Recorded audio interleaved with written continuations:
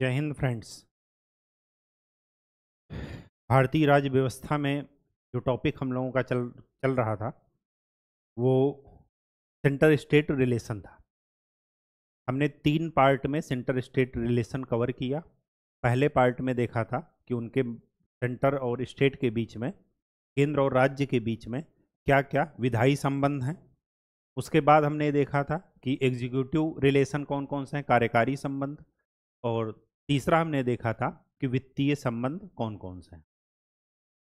आज का जो हमारा टॉपिक है वो इसी के इर्द गिर्द पूरे क्रक्स का निचोड़ होगा कि ये जो 3 संबंध हैं उसके संबंध में जब संविधान में सब कुछ डिस्क्राइब किया गया है, फिर भी इन दोनों के बीच में क्या है, मतभेद है।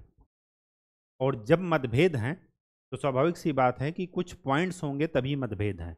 तो किन मुद्दों पर सेंटर और स्टेट के बीच में लड़ाई चलती है, किन मुद्दों पर सेंटर और स्टेट के बीच में कोर्ट केसेज होते हैं, किन मुद्दों पर सेंटर और स्टेट एक दूसरे के आमने सामने होते हैं और वहीं पर संघवाद का ढांचा बिगड़ता हुआ दिखता है कि शायद संघवाद अस्तित्व में है ही नहीं।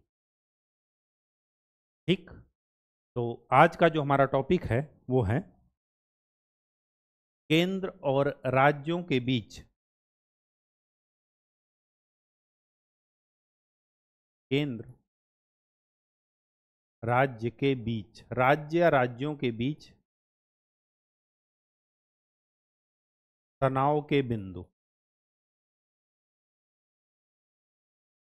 किस मुद्दे पर दोनों की एक राय नहीं होती, और जब दोनों की एक राय नहीं होगी तो क्या होगा कि आपस में मतभेद होंगे और फिर चीज़ें क्या हो जाती हैं, डिले हो जाती हैं, कोर्ट केसेज होते हैं, सुप्रीम कोर्ट को दखल देना पड़ता है। ठीक, तो इन्हीं से रिलेटेड ये टॉपिक है। तो पहला जो मुद्दा है वो है राज्यपाल की नियुक्ति और बर्खास्तगी का तरीका।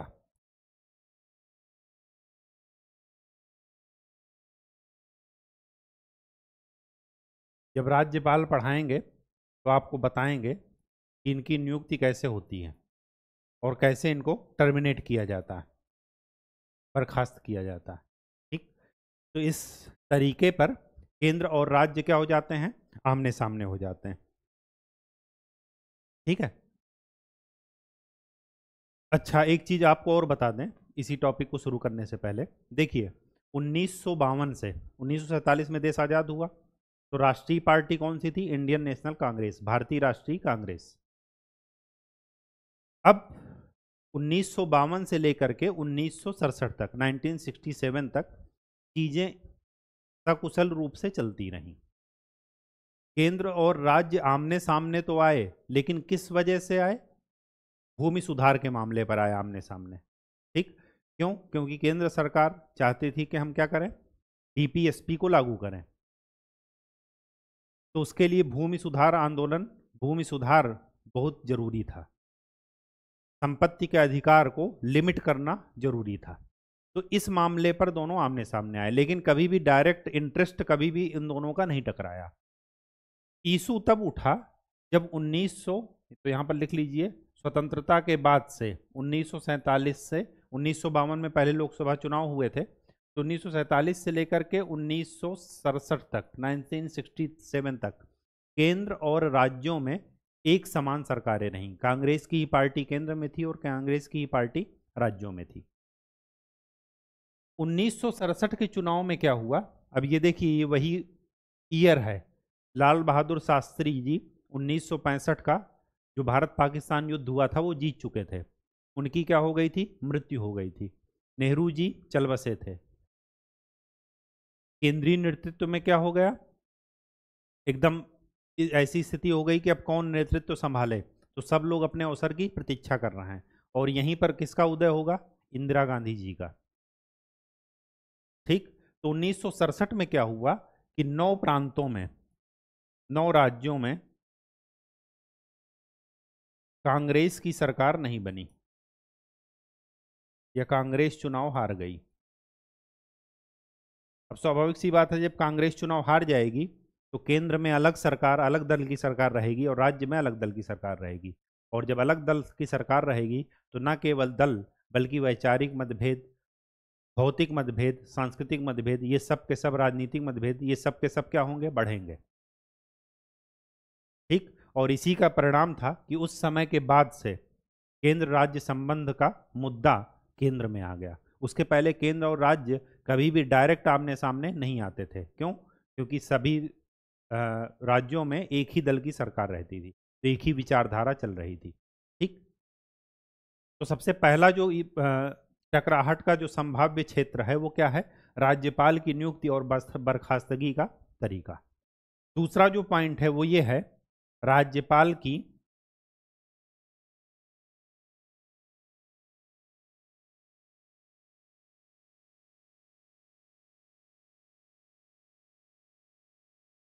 पार्टी अनुरूप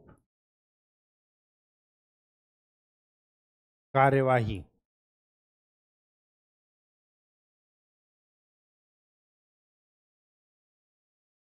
और पक्षपातपूर्ण रवैया। राज्यपाल की नियुक्ति कौन करता है, केंद्र सरकार।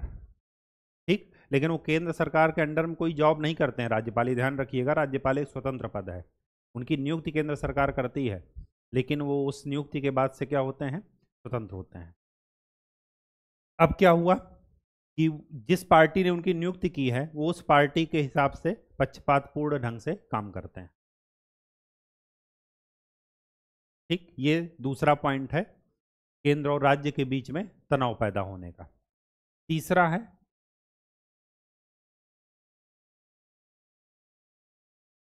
बिना, ये लिखिए, अनुचित या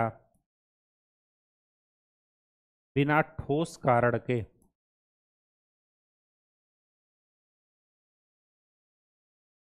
राष्ट्रपति शासन लगाना। ये तीसरा तरीका है, तीसरा बिंदु है दोनों के बीच टकराहट होने का। ठीक। चौथा बिंदु जो है वो बहुत ही विवादास्पद रहा है कि राज्यों की सहमति के बिना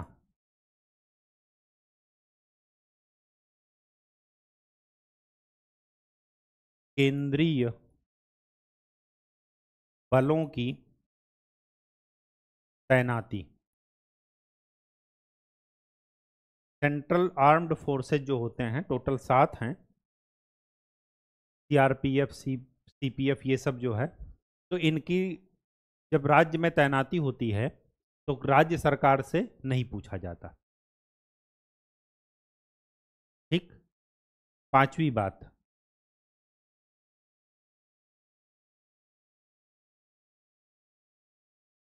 पांचवी बात क्या है, लोकसभा का राज्यसभा से ज्यादा शक्तिशाली होना।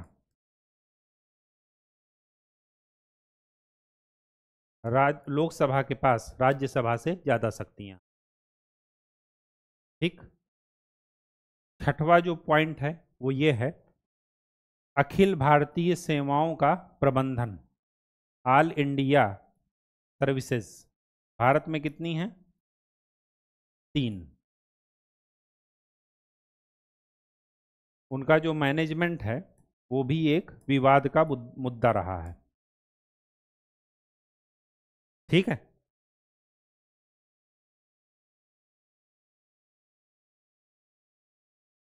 सेवेंथ पॉइंट ये है कि राष्ट्रपति द्वारा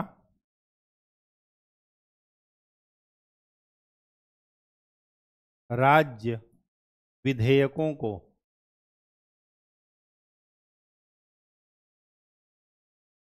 बिना ठोस कारण के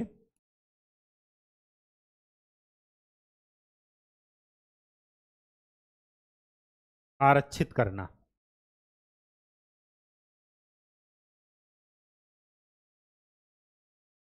राज्य ने कोई विधेयक भेजा, राज्यपाल ने उसको क्या कर लिया, आरक्षित कर लिया, और राज्यपाल ने किसके पास भेज दिया, राष्ट्रपति के पास। अब राष्ट्रपति उसमें घुंडी मार करके बैठे हैं। समझ गए बात? वो कुछ जवाब ही नहीं दे रहे हैं, ना उसको वापस कर रहे हैं, ना हाँ ना कुछ नहीं। ये अगला मुद्दा है।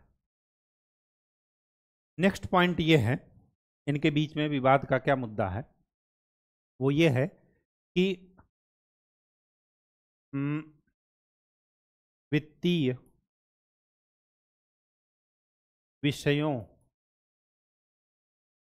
का बंटवारा केंद्र में महत्वपूर्ण, केंद्र सूची में, संघ सूची में महत्वपूर्ण विषय हैं, और राज्य के पास ऐसे विषय हैं जिनसे बहुत ज़्यादा वित्तीय राजस्व प्राप्त नहीं होता। ठीक, बंटवारा। 9वां, केंद्र द्वारा राज्यों को दिए गए वित्तीय सहायता। मैंने आपको बताया है कि वित्तीय सहायता दो तरीके से दी जाती है। एक तो जो विधि आयोग निर्धारित करे, उस वित्तीय आयोग जो निर्धारित करे, आर्टिकल 275, और क्या है आर्टिकल 282, वो क्या है, उनकी विवेकाधीन शक्तियां हैं। ठीक, वित्तीय सहायता में पक्षपातपूर्ण रवैया।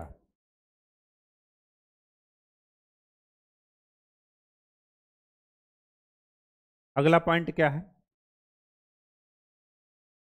अवशिष्ट शक्तियां, चाहे वो कानून बनाने की हों, चाहे वो कर से रिलेटेड, कहाँ है, संघ सूची में। अवशिष्ट शक्तियों का संघ सूची में होना।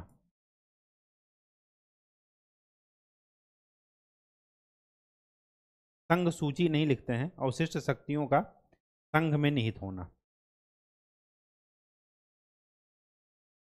ठीक, 11th पार्ट।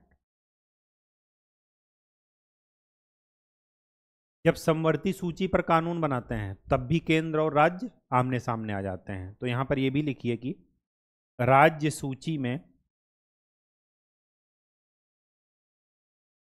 केंद्र द्वारा अतिक्रमण, केंद्र क्या चाहता है कि राज्य सूची पर भी कुछ कानून बना देने का।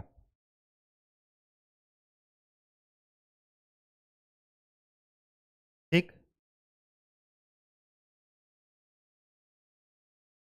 और क्या पॉइंट है,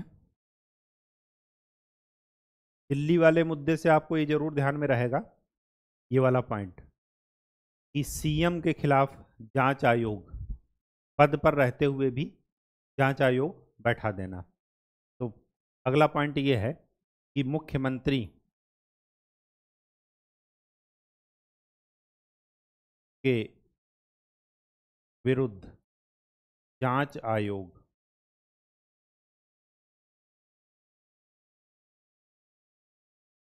और इलेक्ट्रॉनिक एंड मीडिया, ये किसके क्षेत्र में आते हैं, केंद्र सरकार के। संचार के साधन किसके क्षेत्र में आते हैं, केंद्र सरकार के। का पक्षपातपूर्ण और अनुचित उपयोग।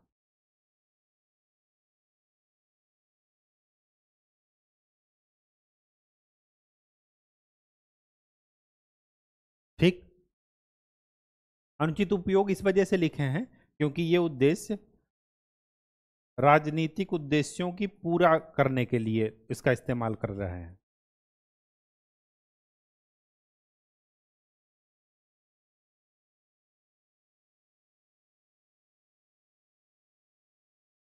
ठीक, देखिए अगर ये बिंदु पता रहेंगे, राज्यपाल राष्ट्रपति टैक्स से रिलेटेड, कानून बनाने से रिलेटेड, ठीक, वित्तीय हिस्सेदारी, लोकसभा का राज्यसभा के कंपैरिजन में ज़्यादा शक्तिशाली होना, अगर ये पॉइंट आपको ध्यान में रख रहेंगे, और सैन्य शासन वो सॉरी केंद्रीय बलों की तैनाती कर दी जाती है राज्य से बिना पूछे, अगर ये पॉइंट ध्यान में रहेंगे तो आपको उनके जो निदान है कि क्या क्या चीज़ें होनी चाहिए, तो उसको लिखने में आपको दिक्कत नहीं होगी। ठीक। अब जब ये इशू हुआ तो उसके बाद क्या किए,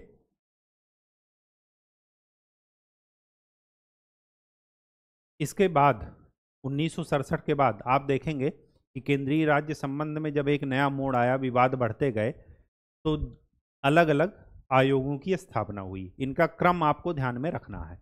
ये सारे आयोग घूम फिरा करके यही कहेंगे क्या, कि समवर्ती सूची को, मतलब संघ सूची के अलावा सब कुछ राज्य सूची में दे दिया जाए, समवर्ती सूची रही नहीं, ऑल इंडिया सर्विसेज हटा दी जाए, बंद कर दी जाए।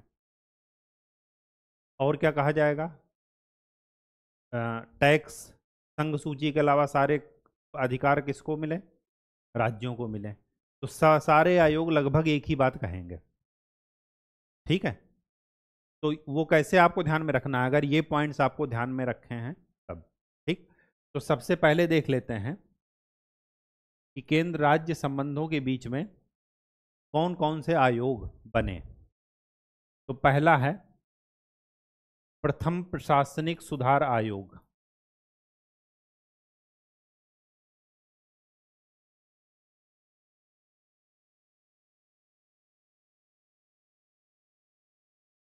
उन्नीस सौ छियासठ। इनके अध्यक्ष कौन थे, MC शीतलवाड़।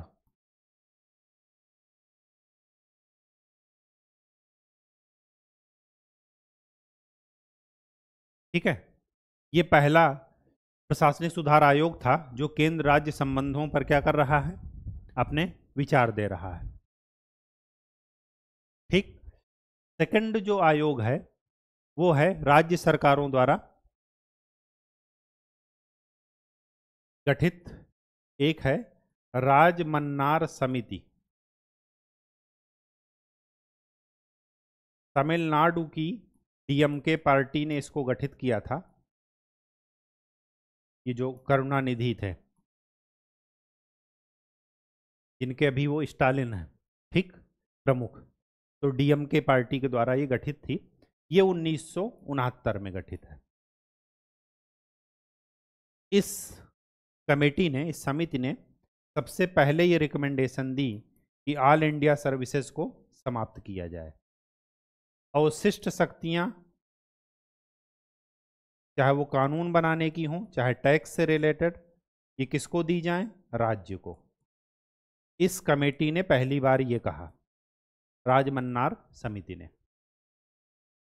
ठीक, बात समझ में आ गई। इसके बाद जो आता है वो आता है आनंदपुर साहिब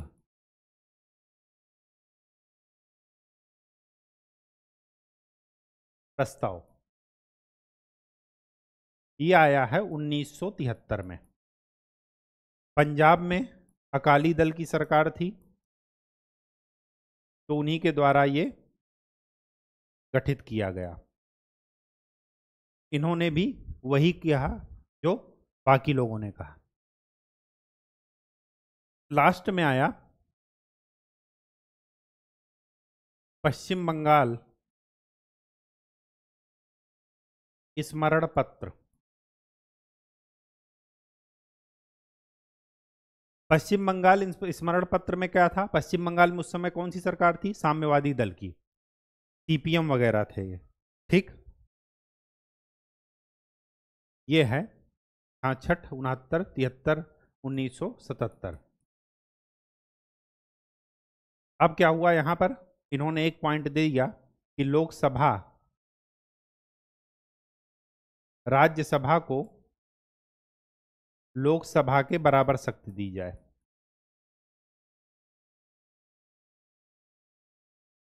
ये इनकी रिकमेंडेशन थी।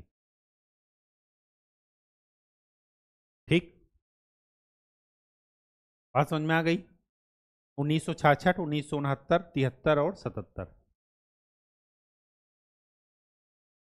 फिर एक बना 1982 में।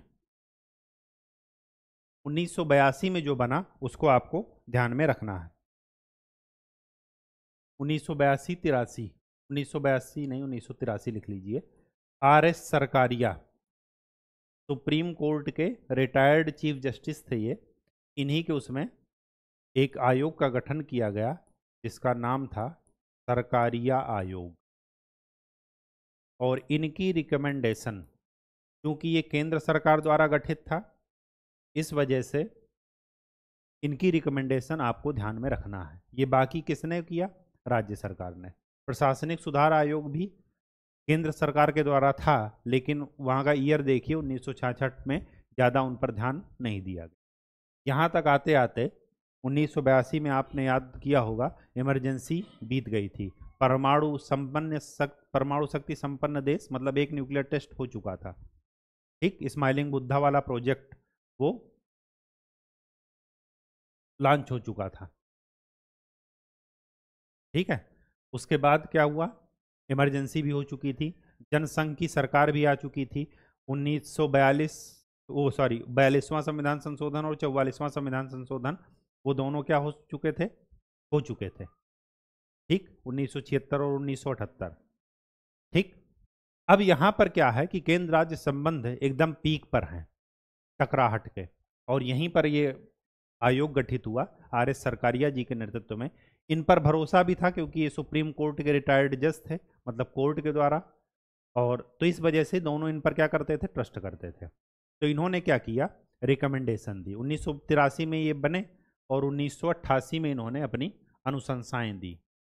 1988 में जो अनुशंसाएं दी वो लगभग 250 अनुशंसाएं थी, जिनमें से 180 ने सरकार 180 अनुशंसाओं को, पॉइंट्स को सरकार ने मान लिया।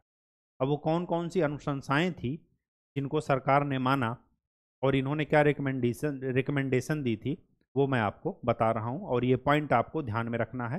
पीटी पॉइंट ऑफ व्यू से, मेंस पॉइंट ऑफ व्यू से, दोनों से ये ध्यान में रखिएगा। तो सरकारिया आयोग, अब अगर आपसे पूछा जाए कि इनके मध्य तनाव कम करने के लिए क्या क्या तरीके हो सकते हैं, तो आपको सरकारिया आयोग की रिकमेंडेशन अगर ध्यान होगी तो बिल्कुल वही तरीका आपको बता देना है। ठीक, तो सरकारिया आयोग ने क्या क्या कहा वो देख लेते हैं। पहला इन्होंने ये कहा, पहली चीज तो इनके रिकमेंडेशन में ध्यान रखिएगा कि इन्होंने कभी भी स्ट्रक्चरल चेंज के बारे में नहीं बात की। संरचनात्मक तरीके के जो सुधार थे उनकी बात नहीं की। मतलब संरचनात्मक सुधार वो होते हैं जो बिल्कुल से क्रांति ला दें, व्यवस्था को ही चेंज कर दें। इन्होंने व्यवस्था को चेंज करने की बात नहीं की। इन्होंने क्या कहा कि व्यवस्था वही रहने दो, बस इसमें क्या करो? सुधार करो, इनके कार्य करने की प्रणाली में सुधार कीजिए। तो ये क्या किए? स्ट्रक्चरल चेंज का रिकमेंडेशन इन्होंने नहीं दिया, इन्होंने एग्जीक्यूटिव लेवल पर क्या किया? सुधार की बात की। ठीक, अब क्या क्या सुधार की बात की वो देखिए। सबसे पहला पॉइंट क्या था तनाव का? राज्यपाल की नियुक्ति और बर्खास्तगी का तरीका। अब देखिए, नियुक्ति तो हो गई, केंद्र सरकार ने कर दी, लेकिन उस नियुक्ति में दो पॉइंट जो थे वो थोड़ा क्या कर रहे थे? क्रिटिसाइज हो रहे थे। कैसे हो रहे थे? सपोज मुख्यमंत्री जो वहां का है राज्य का, वो जनता के द्वारा चुन करके आया, और राज्यपाल क्या है? जनता से उनको मतलब नहीं है, वो केंद्र के क्या हैं? प्रतिनिधि हैं राज्य में।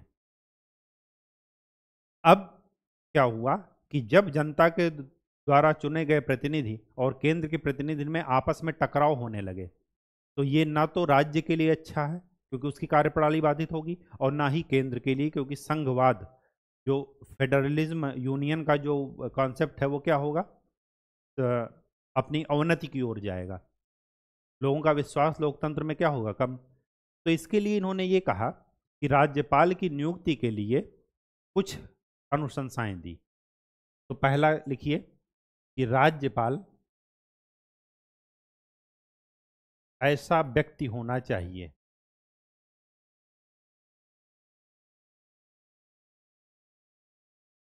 जो किसी क्षेत्र में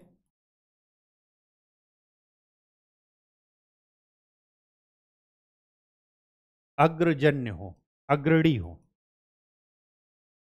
जैसे शिक्षाविद हो कोई अच्छा, कुछ अच्छे प्रोफेसर हों, जैसे अब्दुल कलाम जी को राष्ट्रपति बनाया गया, अच्छे साइंटिस्ट हों, ठीक, अच्छे राजनीतिक उसमें हों, लेकिन वो किसी पार्टी से संबंध ना रखते हों, ये सारी चीज़ें, मतलब सार्वजनिक क्षेत्र के किसी अग्रणी उनमें शुमार हों हस्तियों में, ठीक। दूसरी बात क्या है, राज्य के बाहर का व्यक्ति हो।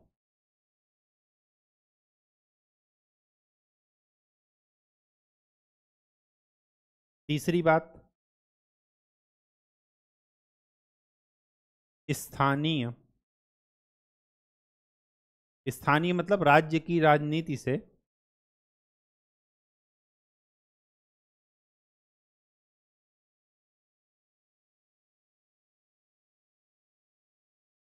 तटस्थ हो, मतलब उससे वो क्या करे, जुड़ा हुआ ना हो, उसमें इंटरेस्ट दिखाने वाला ना हो। अदरवाइज क्या होगा, भेदभाव का तरीका, पक्षपातपूर्ण तरीका अपनाएंगे कि सरकार किसी दूसरे दल की है और राज्यपाल किसी दूसरे दल के हैं। और चौथा पॉइंट कि हाल के दिनों में, हाल फिलहाल राजनीतिक गतिविधियों से दूर रहे।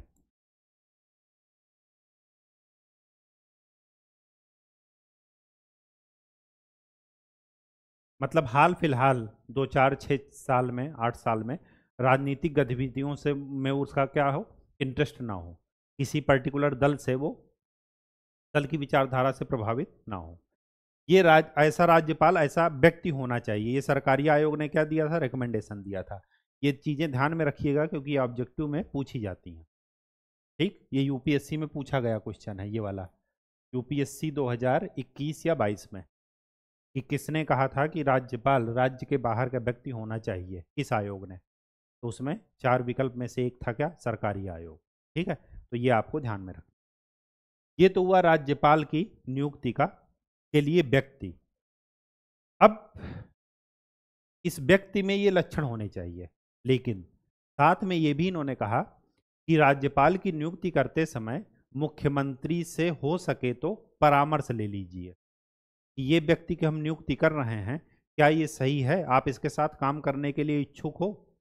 तो अगर मुख्यमंत्री की सलाह वहां पर निगेटिव है, तब आप उसको 2 3 चॉइस दे सकते हैं। मतलब केंद्र सरकार के द्वारा 2 3 चॉइस दी जा सकती है कि ये व्यक्ति हैं, हम इनकी नियुक्ति करना चाह रहे हैं, आप भी सुचारू रूप से शासन चलाइए और हमारा भी कंट्रोल बना रहे आपके ऊपर, ठीक।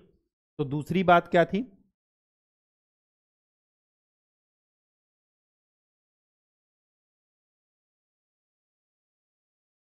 राज्यपाल की नियुक्ति से संबंधित चीफ मिनिस्टर की सलाह, ये प्रावधान, ऐसा प्रावधान संविधान में निर्दिष्ट किया जाए। मतलब इन्होंने कहा कि संविधान संशोधन द्वारा राज्यपाल में ये, राज्यपाल की नियुक्ति में ये लिख दिया जाए कि राज्यपाल की नियुक्ति में उस राज्य के मुख्यमंत्री से परामर्श लिया जाएगा। तो एक तो इन्होंने व्यक्ति का क्राइटेरिया बताया और दूसरा कि नियुक्ति में सीएम से सलाह ली जाए। इसके बाद पहला पॉइंट में एक चीज और है, एक तो है नियुक्ति का तरीका और दूसरा है बर्खास्तगी का। हुआ क्या, सपोज अभी देखिए लोकसभा चुनाव में कि केंद्र सरकार 1 2 महीने की और है, उसके बाद नई सरकार आ जाएगी। अब इन्होंने जहां जहां पर अपने गवर्नर्स को नियुक्त किया था जिस समय सत्ता में थे बीजेपी की गवर्नमेंट, अब अगर सपोज किसी दूसरी पार्टी की सरकार आ गई जून के बाद, तो क्या कहेंगे, ये जो नई सरकार आएगी वो इनके द्वारा नियुक्त किए गए राज्यपालों से क्या कर लेती है, इस्तीफा मांग लेती है।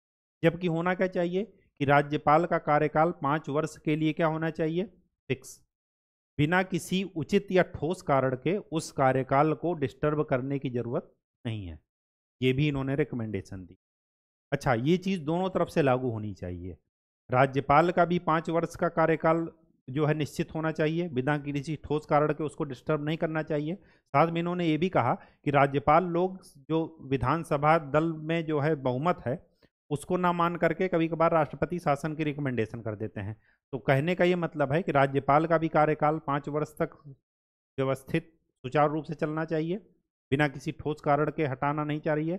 और साथ में राज्यपाल का भी ये दायित्व है कि मुख्यमंत्री को 5 साल तक काम करने दे, वो बेकार में राष्ट्रपति शासन की रिकमेंडेशन ना करे, बिना किसी ठोस आधार के तो बिल्कुल ना करे। और बहुमत प्राप्त दल को ये अगर उनको बहुमत प्राप्त है तो उनको सुचारू रूप से क्या करने दे, सरकार चलाने दे। तो इसी में दूसरा और तीसरा पॉइंट लिख लीजिए, वो ये इनकी रिकमेंडेशन थी कि राज्यपाल के कार्यकाल को, इनका कार्यकाल कितने वर्ष का होता है, 5 वर्ष का, बिना ठोस कारण के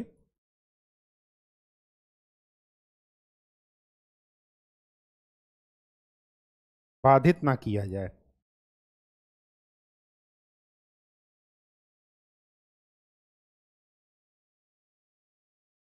सेम चीज सीएम पर भी लागू होती है। विधानसभा में, बीएस का मतलब विधानसभा में बहुमत प्राप्त दल के सीएम, मुख्यमंत्री पद को बर्खास्त ना किया जाए या राष्ट्रपति शासन की अनुशंसा बिना ठोस कारणों के ना की जाए।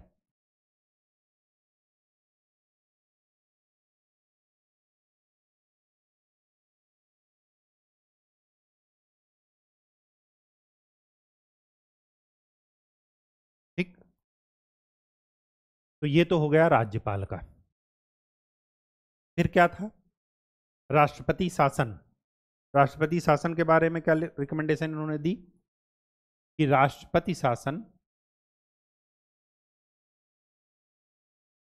अंतिम विकल्प के रूप में लागू हो। जब कोई विकल्प ना बचे हों तभी इसका उपयोग किया जाए, अदरवाइज इसका उपयोग ना किया जाए। ठीक, पांचवी चीज इन्होंने ये कहा कि संघवाद को बढ़ावा देने के लिए अंतर्राज्यीय परिषद की स्थापना की जाए आर्टिकल 263 के तहत। ये बहुत इंपॉर्टेंट है, ये ध्यान में रखिएगा। आर्टिकल 263 के तहत अंतर्राज्यीय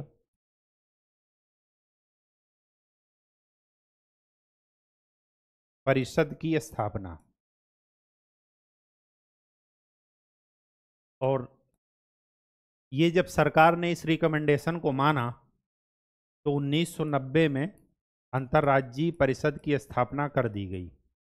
ये ध्यान में रखिएगा, 1990 में आर्टिकल 263 के तहत अंतर्राज्यीय परिषद की स्थापना कर दी गई। ठीक, ये भी पूछा जाता है कि अंतर्राज्यीय परिषद की स्थापना किस आयोग की अनुशंसा पर की गई।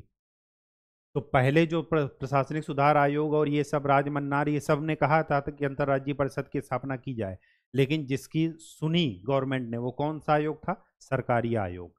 तो सरकारी आयोग की अनुशंसा के आधार पर 1990 में आर्टिकल 263 के तहत क्या किया गया, अंतर्राज्यीय परिषद की स्थापना की गई। ठीक, 6 पॉइंट, ऑल इंडिया सर्विसेज के प्रबंधन का मुद्दा था। ऑल इंडिया सर्विसेज में क्या होता है, तात्कालिक कंट्रोल किसके हाथ में होता है, राज्य सरकार में, और जो फाइनल कंट्रोल होता है वो किसके हाथ में होता है, केंद्र सरकार के। तो वो लोग क्या करते हैं कि हमारा फाइनल कंट्रोल तो केंद्र करेगा, तो हम आपकी बात क्यों माने, सीधी सी बात यह है। तो वही चीज, तो इन्होंने क्या किया, इन्होंने ये कहा कि ऑल इंडिया सर्विसेज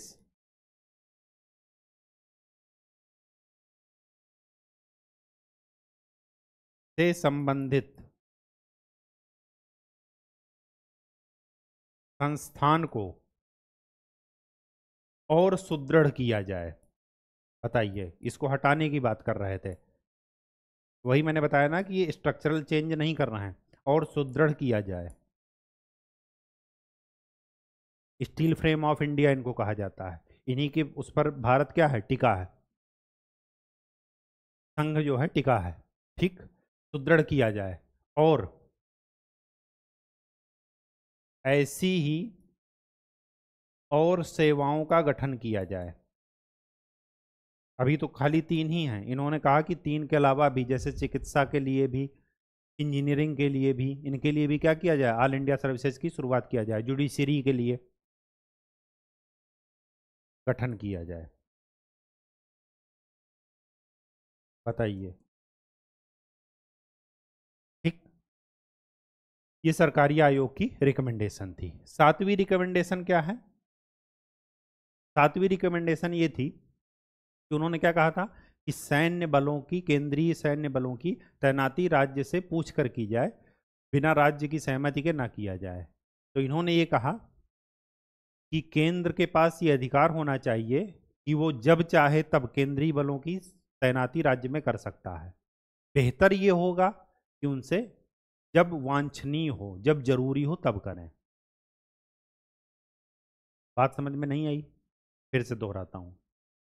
इन्होंने ये कहा कि केंद्रीय बलों की तैनाती का जो केंद्र का अधिकार है वो एज इट इज रखा जाए। मतलब कोई जरूरी नहीं कि राज्य से पूछ कर ही केंद्रीय बलों की तैनाती राज्य में हो, लेकिन बेहतर ये होगा कि पूछ करके हो। साफ साफ इन्होंने नहीं कहा, इन्होंने कहा कि केंद्र के पास ये डिस्क्रिशन पावर होनी चाहिए, स्वैच्छिक पावर होनी चाहिए, विवेकाधीन शक्ति उसके पास होनी चाहिए। क्यों? ऐसा क्यों उन्होंने कहा? क्योंकि आपको याद होगा आर्टिकल 355 के तहत केंद्र सरकार का यह दायित्व है कि राज्य की आंतरिक और बाह्य शक्तियों से रक्षा करे और राज्य में संविधान का शासन सुचारू ढंग से लागू करे, इसकी भी वो व्यवस्था करे। ठीक, 355 और 356 आर्टिकल। ठीक, तो 7वां क्या है? 7वां ये है कि केंद्र को राज्य की सहमति के बिना केंद्रीय बलों की तैनाती का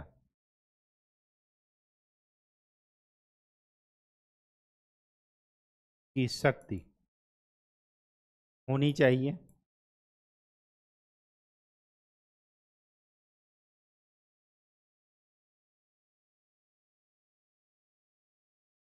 राज्यों की सहमति के बिना, राज्यों की सहमति वांछनीय हो सकती है। मतलब पूछ कर करे ऐसा जरूरी नहीं है, पूछ भी सकता है केंद्र और नहीं भी पूछ सकता। ठीक, 8th पॉइंट,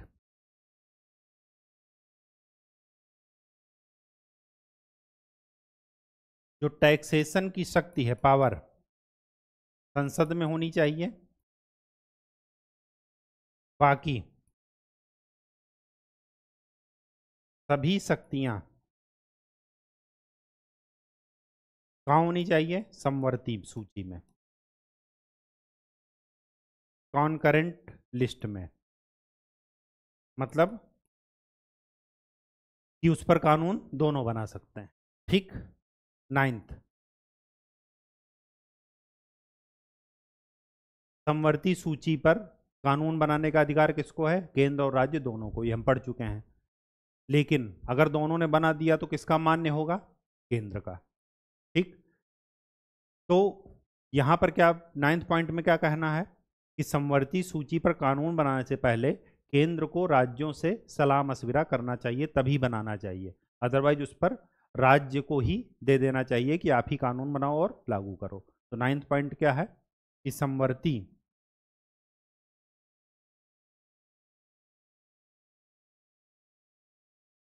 सूची पर कानून, समवर्ती सूची के विषयों पर कानून बनाने से पहले केंद्र को राज्यों से परामर्श करना चाहिए।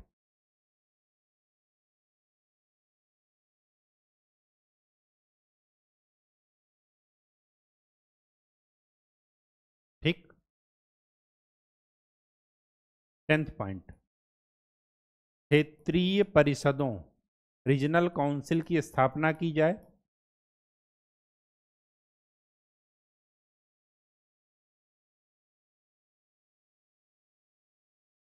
और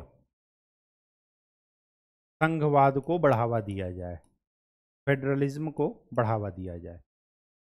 ठीक। 11th पॉइंट, जो नेशनल डेवलपमेंट काउंसिल है, राष्ट्रीय विकास परिषद, इसका नाम बदल करके राष्ट्रीय आर्थिक विकास परिषद कर दिया जाए। ये क्या है? राष्ट्रीय विकास परिषद, नेशनल डेवलपमेंट काउंसिल, इसका नाम बदल करके राष्ट्रीय आर्थिक विकास परिषद कर दिया जाए।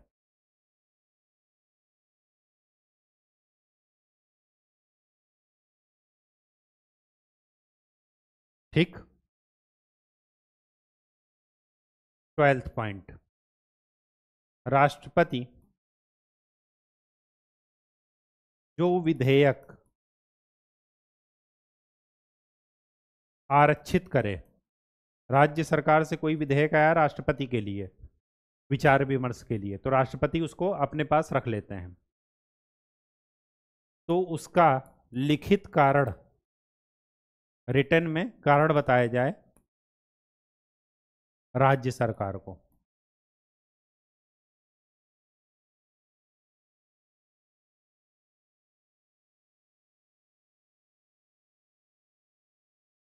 ताकि राष्ट्रपति उस पर क्या करें? हुंडी मार करके ना बैठे। ठीक, कि हाँ या ना का कोई डिसीजन ले ही नहीं रहे। नेक्स्ट पॉइंट क्या है?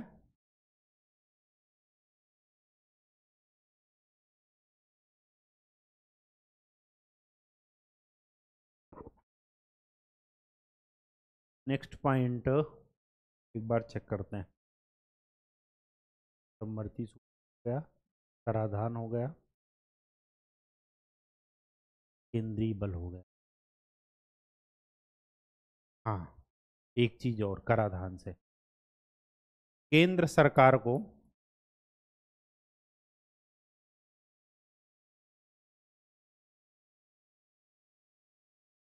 आयकर पर अधिभार,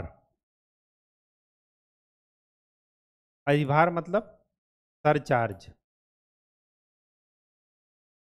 नहीं लगाना चाहिए, और अगर वो लगाते भी हैं तो विशेष उद्देश्य के लिए लगे। पहली बात तो लगाए नहीं, लेकिन अगर लगाते भी हैं तो उसका एक स्पेसिफिक पर्पज हो और निश्चित समयावधि के लिए लगे। ऐसा नहीं कि निश्चित काल के लिए लगाए दे रहे हैं, 2 साल 4 साल के लिए लगे। ठीक। तो सरचार्ज का इन्होंने विरोध किया। क्यों किया? मैंने आपको बता दिया, सरचार्ज पूरा का पूरा किसको मिलता है? केंद्र सरकार को, राज्यों का उसका हिस्सा नहीं बढ़ता। चौथा, बिना संसद की अनुमति के, ये ध्यान रखिएगा, बहुत इंपॉर्टेंट बात है ये, केंद्र सरकार की इच्छा इसमें नहीं काम करेगी। संसद, बिना संसद की अनुमति के राज्य मंत्रियों, चाहे वो मुख्यमंत्री हो चाहे स्टेट में कोई मिनिस्टर पोस्ट पर हो, राज्य मंत्रियों के खिलाफ कोई जांच आयोग नहीं बैठाया जाए। जांच आयोग की नियुक्ति ना की जाए। ठीक। नेक्स्ट, त्रिभाषा फार्मूला वो लगाया जाए।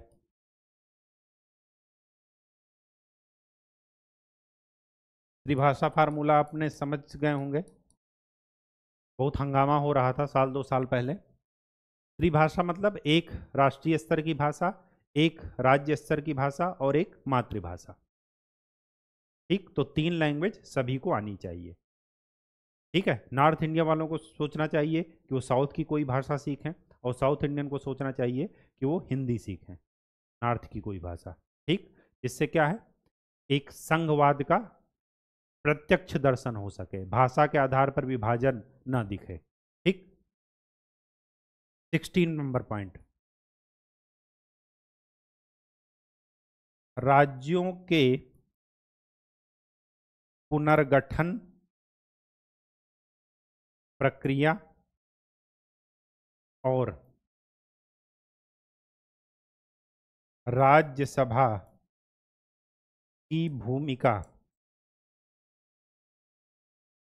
में केंद्र की शक्ति में परिवर्तन न किया जाए। मतलब केंद्र को ये पावर रहे कि वो राज्य का जब चाहे तब नक्शा बिगाड़ सकते हैं। राज्यों को उतनी स्वायत्तता देना ठीक नहीं है। ये आपको मैंने बता दिया है कि 2 और 3, आर्टिकल 2 एंड 3 के तहत राज्य की सीमा का निर्धारण साधारण बहुमत के द्वारा केंद्र द्वारा किया जा सकता है।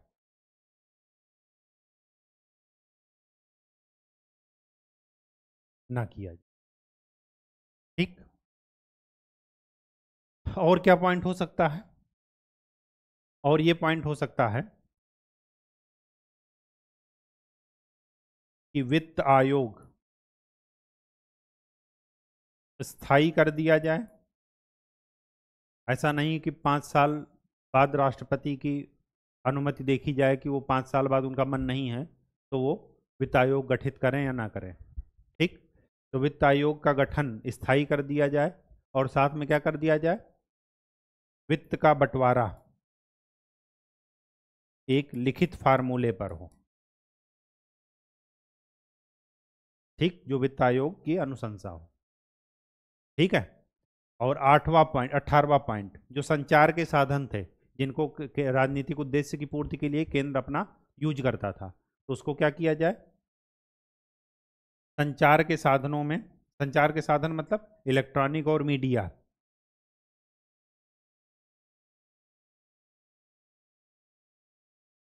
केंद्र की शक्ति कम ना की जाए, ये ध्यान रखिएगा।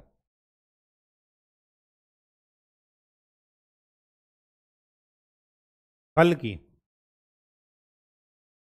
विकेंद्रीकरण किया जाए।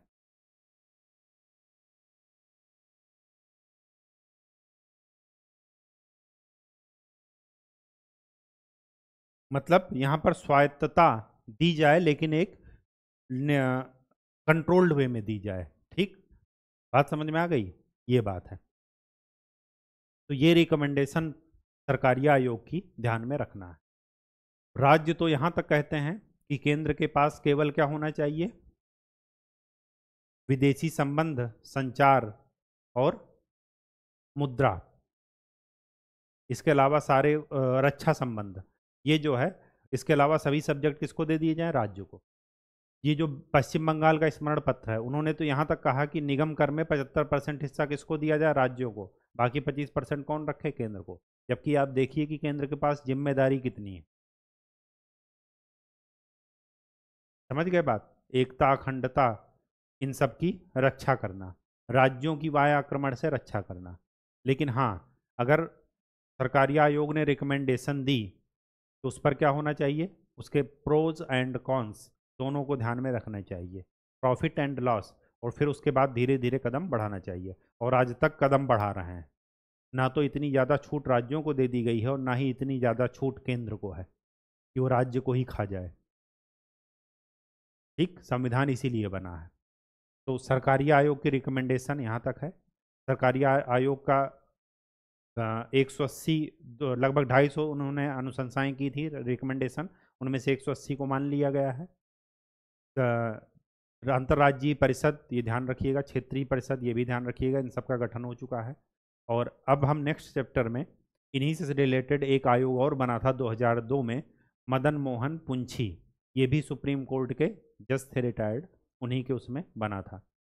क्यों? क्योंकि सरकारी आयोग 1982 में बना था, तो 18 साल में उसके बाद एलपीजी सुधार आ गया 1991 में, तो एक बार फिर से संबंधों को परिभाषित करने की, उनका पुनर्गठन करने की आवश्यकता हुई, और उसकी उसी के आधार पर 2002 में क्या बना? मदन मोहन पुंछी आयोग। ठीक, 2002 में बना या 2013 में, वो जब कल पढ़ेंगे तो आपको बताएंगे। तो तब तक के लिए खूब अच्छे से इसको टॉपिक को तैयार कीजिए, क्योंकि मेंस में अधिकतर ये पूछा जाता है कि विवाद के बिंदु क्या है और उनका समाधान। जब आपको विवाद का बिंदु पता होगा तो समाधान आप इसी तरीके से लिख लेंगे। ठीक, नेक्स्ट लेक्चर में हम लोग नए टॉपिक के साथ मिलते हैं। अभी ये चैप्टर समाप्त नहीं हुआ। धन्यवाद।